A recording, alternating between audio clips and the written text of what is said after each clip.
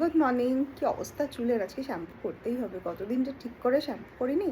আজকে ব্রেকফাস্ট নিয়ে চলে এসেছি। ব্রেকফাস্টটা আমি দেখাতে পারছি না সেইভাবে, চেষ্টা করছি। পরোটা, সাদা আলুর তরকারি, আর আমার ভীষণ মিষ্টি ক্রেভিং হয় এই অপারেশনের পর থেকে, তো তার জন্য একটু খেজুর নিয়েছি, বিকজ বাড়িতে মিষ্টি নেই সেই কারণে।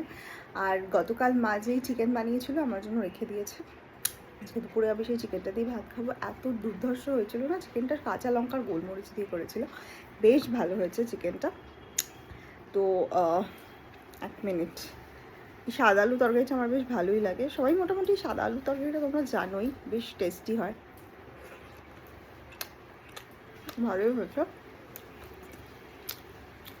মা আছে বলে কোনো টেনশন হচ্ছে না, মা বলছে দুদিনের জন্য বাড়ি যাবে, একটু উইকেন্ড আছে, অসুবিধা নেই। দেখা যাক কী করি, এখন অবধি শিওর নয় যাবে কি যাবে না। আবার চলে আসবে সোমবার দিন, এরকমই প্ল্যান করা হয়েছে, দেখি।